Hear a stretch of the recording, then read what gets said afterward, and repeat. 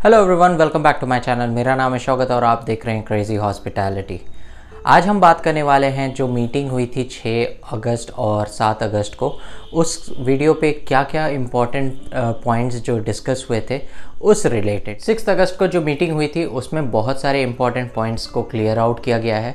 ये meeting almost like 1 घंटे की चली थी, जिसमें पहले आईआरसीसी अपना स्लाइड शोज़ के द्वारा अपने पॉइंट्स को क्लियर कर रहे थे।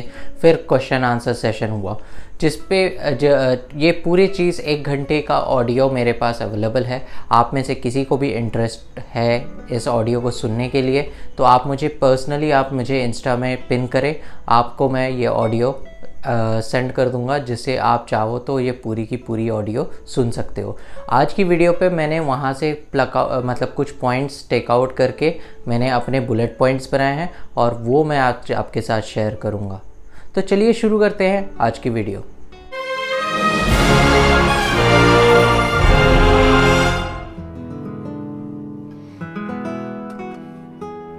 कल के मीटिंग में उन्होंने ये पॉइंट फिर से बताया है कि जो वीज़ा प्रोसेस है वो अभी फिर से 2 फेज़ पे होने वाला है। एक जो पहला स्टेज है उसे उन्होंने नाम दिया है AIP और दूसरा स्टेज को एडमिशनेबिलिटी के नाम से वो कह रहे हैं। तो फर्स्ट स्टेज में जैसे कि मैंने आपको पहले भी बता चुके हैं, जिसमें आपको सारे डॉक्यूमेंट्स आपको सबमिट करने हैं और फ़ेज़ 2 पे आपका बायोमेट्रिक्स, मेडिकल और पुलिस वेरिफिकेशन जो पेंडिंग रहेंगे वो करना है। आपने यदि स्टेज 1 और स्टेज 2 के प्रोसेस के बारे पे अभी तक मेरा वीडियो नहीं देखा है तो मैं उसका लिंक डिस्क्रिप्शन में छोड़ दूँगा, as well as I button में मिल जाएगा आपको। आप चाहे तो वो वीडियो देखेंगे तो जिसमें आपको फ़ेज़ 1 और फ़ेज़ 2 के डिटेल के इन्फॉर्मेशन मिलेंगे। कल की मीटिंग में ये चीज़ भी बहुत क्लियर कर दी गई है कि स्टेज 2 पे refusal rate will be low, but ऐसा नहीं है कि कैंसिलेशन नहीं आ सकती है। आपको माइट भी आपके यदि मेडिकल रिजेक्ट हो सकती है किसी कारण से तो वो आपको रिफ्यूज़ल दे सकते हैं।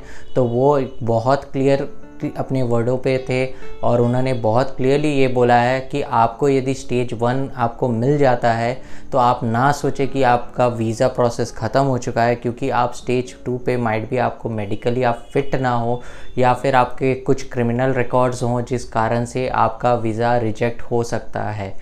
इस चीज़ को भी मैंने आपको मेरे वीडियो पे बता चुका हूँ। यदि आप श्योर नहीं हैं आपके मेडिकल और पुलिस वेरिफिकेशन के बारे में तो प्लीज़ अपना ऑनलाइन क्लासेस शुरू ना करें। तो आगे बढ़ते हैं। फिर मेरे तरफ से सेकंड पॉइंट जो था वो है no issues in deferment even after getting AIP। ये चीज़ बहुत क्लियरली इस मीटिंग में उन्होंने बताया है कि आपको यदि सितंबर इनटेक का फ़ेज़ 1 AIP जिसे कहा जा रहा है वो यदि आपको मिल जाता है तो, और आप यदि कॉन्फिडेंट नहीं है कि आपको डर लग रहा है कि आप यदि स्टेज 2 पे यदि आपका वीज़ा कैंसिल हो सकता है तो आपको डिफ़र कर सकते हैं नेक्स्ट इनटेक के लिए। कोई प्रॉब्लम नहीं है। सिर्फ आपको वेब फोरम के थ्रू आपको जो डेफरमेंट का जो लेटर आएगा, जो नया LOA आएगा आपको आपके कॉलेज की तरफ से, वो सबमिट करना पड़ेगा वेब फोरम के थ्रू, जिससे IRCC को अपडेट रहे कि आपका फ़ेज़ 1 क्लियर है बट आप फ़ेज़ 2 के लिए आप पेंडिंग है आपका फ़ेज़ 2 और आप अपना जो कोर्स है उसे आप डिफ़र कर रहे हो नेक्स्ट ईयर के लिए या नेक्स्ट सेमेस्टर के लिए, जो भी है उन्हें खाली अपडेट देना है। तो ये चीज़ भी वहाँ पे क्लियर कर दी है कि आपको घबराने का ज़रूरत नहीं है। यदि आपका AIP यदि सेलेक्ट हो गया था सितंबर इनटेक के लिए तो आप उसे डिफ़र कर सकते हैं कि नहीं, ये चीज़ को भी उन्होंने इस मीटिंग पे क्लियर किया है। फिर नेक्स्ट पॉइंट आया है, बहुत लोगों को ये पॉइंट पे दिक्कत आ रही थी, वो था कि मई इनटेक पे स्टार्ट कर दिए हैं, वीज़ा अभी तक आई नहीं है, PGWP उनको पूरा मिलेगा कि नहीं मिलेगा भी कि नहीं मिलेगा। तो ये भी इस मीटिंग पे उन्होंने क्लियरली बता दिया है, you can start your online classes without visas, you can revise the PGWP according to your course starting date. तो इसमें क्लियरली बोल दिया है कि इस पर वीज़ा से आपको कोई रिलेटेड नहीं है। आप यदि मई में ऑनलाइन क्लासेस स्टार्ट कर चुके हैं तो आप जब PGWP के लिए अप्लाई करोगे तो आपका कोर्स स्टार्टिंग डेट से काउंट होगा। बट उन्होंने ये चीज़ भी मेंशन किया है कि मेक श्योर दैट कि आप जब मतलब कोई भी कोर्स स्टार्ट कर रहे हो, you have to complete 50% on campus.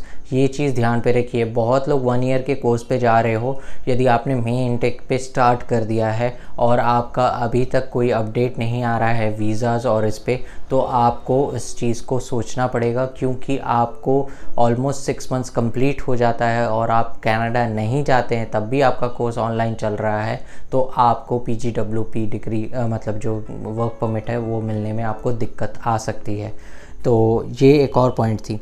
आगे बढ़ते हैं और उस पर चौथे पॉइंट पे मैंने ये रखा है, if you have submitted your files in SDS category without upfront medical then it will be shifted to non SDS। जी हाँ, ये उन्होंने बहुत क्लियरली मेंशन कर दिया है कि आपकी फ़ाइलें जो SDS कैटेगरी पे लगी हुई है वो यदि मेडिकल आपका अभी तक सबमिट नहीं हुआ है तो आपकी फ़ाइलों को नॉन SDS कैटेगरी के बेसिस पे ट्रीट किया जाएगा। बट टेंशन ना लें, क्योंकि इंडिया में बहुत जगहों पे अभी मेडिकल्स चालू हो चुके हैं। इवन दिल्ली, चंडीगढ़, सब मोस्ट ऑफ द प्लेसेस अभी मेडिकल्स चालू हो चुके हैं। यदि आपने मेडिकल नहीं कराया है तो आप अभी भी जाके अपॉइंटमेंट लेके मेडिकल करा सकते हैं और वेब फोरम के थ्रू उन्हें सबमिट कर सकते हैं, तो जिससे आपको कोई दिक्कतें नहीं आएंगी। उसके बाद पॉइंट पे उन्होंने ये बात बताई है कि please send your new LOA via IRCC web forum. ये चीज़ मैंने पहले भी आपको बता चुका हूँ कि आपको जो भी आप यदि डिफ़र करा चुके हो अपना इनटेक, तो प्लीज़ नया LOA लेटर्स आप प्लीज़ वेब फोरम के थ्रू से सबमिट कराएं, जिससे आपका वीज़ा प्रोसेस AIP आने में दिक्कत ना आए। जितनी जल्दी आप ये सबमिट करोगे तो उनको भी दिक्कतें नहीं आएंगी, क्योंकि आप यदि पुराने इनटेक के मतलब पुराना LOA उनके पास रखते हैं तो वो भी कन्फ्यूजन में रहेंगे कि आप जब टाइम इतना हो चुका है क्या आप वो जाओगे। तो आपको फिर से वो क्या करते हैं, वो कॉलेज को कांटेक्ट करते हैं, कॉलेज से पता करते हैं कि इस बंदे का प्रोफाइल क्या है, ये कब नेक्स्ट इनटेक के लिए आ रहा है, कि ये ऑनलाइन क्लासेस शुरू कर दिया है, जिससे आपकी फ़ाइल को डिले लग जाएगा। तो इसीलिए आप अपने फाइल्स को कम्प्लीटली अपडेटेड रखो। वेब फोरम के थ्रू आप अप्रोच कर सकते हो मेडिकल, या फिर कोई भी आप इवन किसी के GIC पेंडिंग हो या कॉलेज के डॉक्यूमेंट सबमिट करने हो, तो प्लीज़ आप IELTS के रिज़ल्ट भी सबमिट कर सकते हो। वेब फोरम के थ्रू से आप सबमिट कर सकते हो। आप जितने भी डॉक्यूमेंट सबमिट करना चाह सकते हो आप वेब फोरम के थ्रू से सबमिट कर सकते हो। ये भी चीज़ें उन्होंने क्लियरली इस मीटिंग में मेंशन किया है। If stage 1 approval is denied, you can reapply with using the same LOA provided। तो ये चीज़ भी उन्होंने क्लियर कर दी है कि आपकी यदि स्टेज 1 जो AIP है स्टेज, वो यदि डिक्लाइन कर रही है, आपका रिफ्यूज़ल आ जाता है, तो आपके पास वो फिर से अपॉर्चुनिटी देंगे, सेम LOA लेटर के साथ आप रीअप्लाई कर सकते हो फॉर द करंट इनटेक और फॉर द नेक्स्ट इनटेक। आप नेक्स्ट इनटेक के लिए भी वही LOA के साथ आप अप्लाई कर सकते हो। In meanwhile you have to request your college to send you a new LOA letter, और वो आप फिर से वेब फोरम के थ्रू से सबमिट कर सकते हो। Despite any internet connectivity issues and a strong POE with a visa issued after 18th March, you still cannot travel।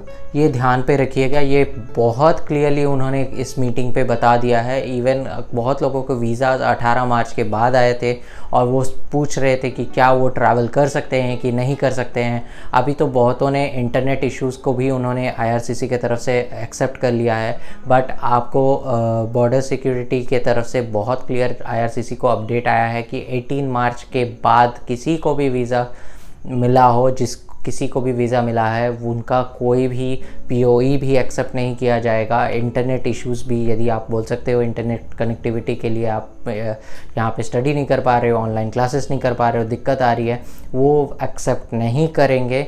आपको 18 मार्च के बाद हैं तो आपको इंडिया या किसी भी कंट्री पे हैं तो आपको अपने कंट्री से रह के ही कोर्स करना पड़ेगा। और एक चीज़ उन्होंने उसी टाइम पे बताया है कि और even people before 18 March depends on the border officers। Even उन्होंने ये चीज़ भी बता दिया है कि बॉर्डर ऑफिसर्स के ऊपर डिपेंड करता है, आपके पास बहुत अच्छा POE लेटर है एज़ वेल एज़ आपके रीजंस है। आप यदि एसेंशियल सर्विस या फिर आपको बहुत ही मैंडेटरी नहीं है कि आप जाके कॉलेजेस अटेंड करना, मतलब लैब्स एंड अदर थिंग आपको अटेंड करना पड़े, तो आपको वो बॉर्डर सिक्योरिटी से अप्रूवल नहीं मिलेगा और आपको वापस घर भेज दिया जाएगा। इवन दो कि इवन आप कनाडा ट्रैवल कर जाते हो, वहाँ से भी यदि उनको डाउट होगा तो आपको वापस भेज सकते हैं। ये चीज़ बहुत क्लियरली मेंशन कर दिया है। हाँ, एक और चीज़, जब यदि आपको वहाँ से बाहर भेजा जाता है, यू आर नॉट, ये काउंट नहीं होगा कि आपको डिपोर्ट कर दिया गया है, ये चीज़ नहीं है। वो आपको due to some Covid reasons they can not accept you that period of time in their country, so उसी कारण से आपको बाद में जब ट्रैवल रेस्ट्रिक्शंस हट जाएंगी तब आप ट्रैवल कर सकते हो। उस पर आपका कोई भी डिपोर्टेशंस का कोई भी पॉइंट नहीं होगा। ये चीज़ वहाँ पे क्लियर कर दिया गया है। और एक चीज़ उन्होंने वेरी क्लियरली बोल दिया है, मैंने बहुत वीडियोस पे भी देखे हैं यूट्यूब के एज़ वेल एज़ बहुत जगहों पे पढ़ा है कि बहुत लोगों ने अपडेट डाला है कि IRCC से आपको अप्रूवल लेना पड़ेगा ट्रैवल के लिए। तो ये चीज़ भी उन्होंने बहुत क्लियरली मेंशन कर दिया है कि IRCC will not issue any kind of letter to board the flight. तो ये भी ध्यान पे रखें, डोंट अप्रोच IRCC फॉर मैं ट्रैवल करना चाहता हूँ, मुझे आप लेटर भेज दो, मुझे ये इमरजेंसी है। दे आर नॉट, उनका काम वो नहीं है आपको लेटर देना। तो उन्होंने ये मीटिंग पे ये चीज़ को क्लियर कर दिया है। SDS and non SDS timelines are same but the priority will be given to the September intake. ये चीज़ भी उन्होंने मीटिंग में बहुत क्लियरली बोल दिया है कि SDS एंड नॉन SDS अभी इस कैटेगरी पे वो नहीं डिस्कस कर रहे हैं। उनका ये है कि AIP के बेसिस पे यदि आप अप्लाई कर रहे हो तो आपको स्टेज 1 पे जो इम्पॉर्टेंट डॉक्यूमेंट्स है वो सबमिट करने हैं। नॉन SDS में जो रूल्स हैं वही रूल्स रहेंगे, बट वो there will be no discrimination कि आपको जैसे SDS के 20 दिन में वीज़ाज आ जाते थे, या इसके ऑलमोस्ट लाइक 60 to 120 डेज़ के अंदर आते थे नॉन SDS के। तो उस बेसिस पे कोई भी टाइमलाइन नहीं है, सबको बराबर का टाइमिंग दिया जा रहा है। बट वे ये चीज़ बहुत क्लियरली बोल दिया गया है कि सितंबर इनटेक को प्रायोरिटी दी जाएगी किसी भी हाल पे। सितंबर इनटेक को वो चाह रहे हैं कि जितनी जल्दी हो सके इसे अपडेट मिले। इवन उन्होंने ये भी का प्रॉमिस किया है कि they are trying to give the visas within the next 2 weeks. तो होपफुली जितनी जल्दी हो सके सितंबर इनटेक वालों के लिए एक बहुत बड़ी खुशखबरी आने वाली है। You can work full time while attending online classes remotely. ये भी चीज़ उन्होंने क्लियर कर दिया, क्योंकि बहुत स्टूडेंट्स थे जो इंडिया में हैं और वो पहले प्लानिंग करके रखे थे कि वो कनाडा जाएंगे। उन्होंने जॉब्स छोड़ दिए थे और वो कनाडा जाके पार्ट टाइम जॉब करके अपनी लाइवलीहुड को सपोर्ट करेंगे, अपने फैमिलीज़ को सपोर्ट करेंगे। करंटली वो सफ़र कर रहे हैं। तो जिस बेसिस पे कैनेडियन गवर्नमेंट ने ये चीज़ आपको अलाउ कर दिया है, if you are staying back in India और any other countries not in Canada, आप किसी भी कंट्री पे रह रहे हो, काम कर सकते हो फुल टाइम, साथ में ऑनलाइन क्लासेस आप कर सकते हो। वो आपका उस तरीके से कुछ इफ़ेक्ट नहीं करेगा कि 20 आवर्स एंड 40 आवर्स, उस बेसिस पे आपका कुछ भी इस पे इफ़ेक्ट नहीं करने वाला है।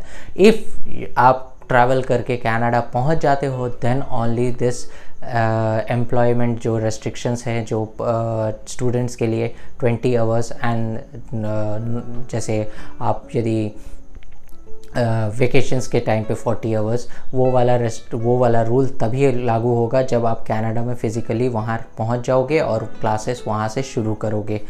तभी ऑन कैंपस जब क्लासेस शुरू करोगे तभी लागू होगा। इफ़ यू आर स्टेइंग, मतलब आप इंडिया में ही हो या आप पाकिस्तान में हो या नेपाल में हो, कहीं पे भी हो, आप यदि अपने लाइवलीहुड के लिए यदि आप फुल टाइम जॉब करना चाहते हो, क्योंकि इंडिया में उस तरीके की पार्ट टाइम जॉब्स नहीं मिलती है, तो आप उसे श्योरली ज्वाइन कर सकते हो। IRCC will not accept any online English test results. जी हाँ, PTE को लेके बहुत दिनों से मैं भी सुन रहा था कि PTE एक्सेप्ट नहीं कर रहे हैं IRCC। तो इस चीज़ को लेके बहुतों ने सवाल पूछा था कल मीटिंग पे कि IRCC क्या PTE को अबेंडन कर दिया है, क्या चल रहा है। तो उन्होंने क्लियरली बोल दिया है कोई भी ऑनलाइन लाइक डुलिंगो या कोई और भी प्रोग्राम्स के वो एक्सेप्ट नहीं करेंगे। Only thing they are accepting is IELTS, PTE and TOEFL। ये 3 ही सिर्फ एक्सेप्ट होगा और उनके जो बेंचमार्क सेट है वही आपको फॉलो करने हैं। और एक चीज़ जो इम्पॉर्टेंट अपडेट आई थी वो है कि इन medical IRCC is looking for TB and if they suspects you will be called for further testing. ये चीज़ भी उन्होंने बता दिया है कि मेडिकल पे TB का टेस्ट बेसिकली वो चेक कर रहे हैं। यदि आपको मतलब डाउट होता है, उनको आपके रिजल्ट्स नेगेटिव आते हैं, तो मतलब आपको वो बुला सकते हैं और आपको फर्दर टेस्ट के लिए आगे बढ़ा सकते हैं। इवन उन्होंने ये भी बोल दिया, क्योंकि बहुतों की फ़ाइलें बहुत पहले से लगी हुई है, मार्च या अप्रैल से लगी हुई है, तो बेसिकली आपके मेडिकल के 3 मंथ्स की वैलिडिटी होती है। यदि उनको लगता है कि ये बंदे पे उनको डाउट हो तो वो आपको कॉल करके री मेडिकल टेस्ट करने के लिए बोल सकते हैं और आपको फिर से मेडिकल टेस्ट देना पड़ सकता है। और एक चीज़ इस मीटिंग में डिपेंडेंट वीज़ाज़ को लेके भी सवाल पूछा गया था। उसमें ये भी बता दिया गया है कि dependent visas are also processed along with the student visas, but first priority is given to the student visas 1 September intake. ये सारे पॉइंट्स जो मैंने अपने तरफ से पूरे ऑडियो को सुनने के बाद मैंने ये पॉइंट आउट किया है, मैंने अपने डिस्क्रिप्शन बॉक्स पे ये सारे पॉइंट्स को शेयर किया है। आप एज वेल एज़ कुछ एडिशनल ऑलमोस्ट लाइक 25 पॉइंट्स मैंने शेयर किया है। आप यदि पढ़ना चाहते हो तो आप डिस्क्रिप्शन बॉक्स में जाके वो पॉइंट्स पढ़ सकते हो। इवन आपको यदि, फिर से मैं बोल रहा हूँ, आपको यदि वो पूरी ऑडियो सुननी है जो 6 अगस्त को IRCC दिल्ली के द्वारा की गई थी, आप मुझे मेरे इंस्टाग्राम पे पिन करें, मैं आपको वो ऑडियो का क्लिप आपके साथ शेयर करूंगा और आप पूरे 1 घंटे वो ऑडियो को सुन सकते हो। यदि आपको कोई सवाल मैंने यहाँ पे नहीं ये क्लियर आउट किया है, माइट भी वहाँ से आपको आंसर्स मिल सकते हैं। तो होपफुली आपको ये वीडियो अच्छा लगा हो तो प्लीज़ लाइक करें वीडियो को। और आप यदि आपके मन में कोई भी सवाल है रिगार्डिंग इस वीडियो, आप मेरे को सवाल पूछ सकते हैं कमेंट सेक्शन पे। और आप यदि मेरे चैनल पे नए हैं तो प्लीज़ चैनल को सब्सक्राइब करें, क्योंकि मैं भी आप ही की तरह एक स्टूडेंट हूँ और आप ही की तरह मैं भी इंतज़ार कर रहा हूँ अपने वीज़ा का। चलिए दोस्तों, thank you very much and नमस्ते।